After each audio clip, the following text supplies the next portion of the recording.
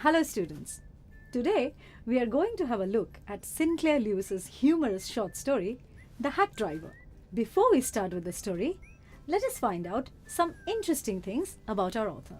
Harry Sinclair Lewis was born in the village of Sauk Center, Minnesota. He was an American novelist, short story writer, and playwright. In 1930, he became the first writer from the United States to receive the Nobel Prize in Literature. His works are noted for their range of interesting characters and especially strong, modern, working women characters. Now, let us start with the story. The story has been narrated in first person by the author, who is employed as a junior assistant clerk who visits New Mullion. He is there to serve the summons on a man called Oliver Lutkins. The law firm in which the clerk worked needs this man as a witness in a law case. The clerk expects the town to be a sweet and simple country village, but is disappointed. He sees a delivery man at the station. He looks friendly, and the clerk asks him if he knows Oliver Lutkins. Note that the description of the town and the delivery man are at loggerheads with each other. The muddy streets imply that there must be frequent downpours in the town.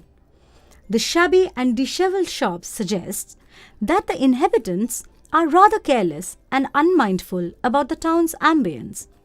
On the other hand, the delivery man's cheerfulness lifts the narrator's dampened spirits. The delivery man warmly offers to drive the clerk around town and help him find Lutkins. The clerk accepts the offer, happy that the fare money would go to this good fellow. Bill asks the clerk if Lutkins owes him money and advises him to stay behind him. He reasons that the clerk's fancy clothes might arouse Lutkins' suspicion. As a result, he might flee. The delivery man's account, hence, tells us that Lutkins is an elusive and miserly man. The driver introduces himself as Bill or William Magnuson and starts to drive to Fritz's shop. I'm sure you have noticed how easily the narrator parts with official information to a complete stranger. He lets Bill take complete control over him and allows him to make all the decisions. Surprisingly, Bill seems to admire Lutkins' talent for dishonesty. The narrator realizes how ridiculous this admiration is and observes, "I felt if he had been a policeman, he would have caught Lutkins respectfully and jailed him with regret."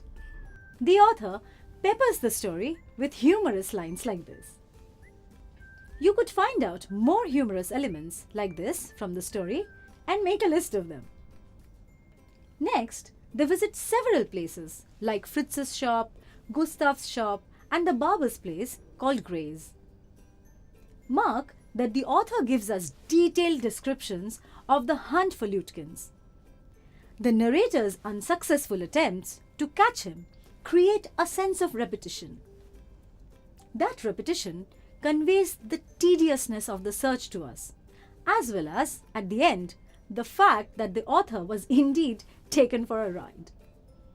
They decide to take their lunch up to Wade's Hill and enjoy the view while they eat. The clerk pays him for 6 hours, including the lunch hour. Then they resume their search of Oliver Lutkins. At last, Bill corners a friend of Lutkins, who informs that he has gone to his mother's farm 3 miles north. Laying plans about how to catch him, they drive out to the farm. They drive into a farmyard and are faced by an enormous old woman who tries to send them away. When Bill insists on searching her house, the woman seizes an iron from an old-fashioned stove and charges at them. They escape from the place. They cannot find Lutkins, and it is now time for the clerk to catch the afternoon train back to the city. On the way to the city, the clerk is busy thinking about Bill. He is so charmed by his personality that he even considers returning to New Mullion to practice law. Everyone in the office is upset over the clerk's failure to find Lutkins and rebuke him. The clerk is ordered to go back to New Mullion along with a man who has worked with Lutkins. The clerk's companion recognizes Bill immediately and tells the clerk that he is Lutkins himself. Lutkins laughs at the clerk along with his mother and good-naturedly invites him along for a cup of coffee at their neighbor's. As we come to the end of the story, here's an obvious question for you. Did you guess that Bill or William Magnuson is actually Oliver Lutkins? If the answer is yes, what were the clues in the story which helped you to guess? If the answer is no, you must laud the craft of the writer. Let us now think of the genre of the story.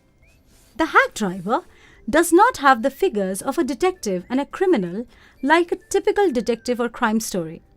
However, it shares some of its features and the style of its presentation with crime stories. The whole narrative is a wild goose chase where the narrator and the readers alike are unaware of the hack driver's identity. Bill takes advantage of the clerk's naivety and plays a prank on him. The clerk falls into the trap and is deceived.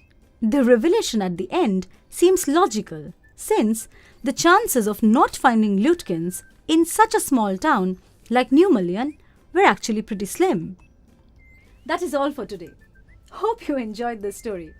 Over the next 2 videos, we shall have a quick recap of the main features of the story and try to answer a few questions from it. Till then, goodbye.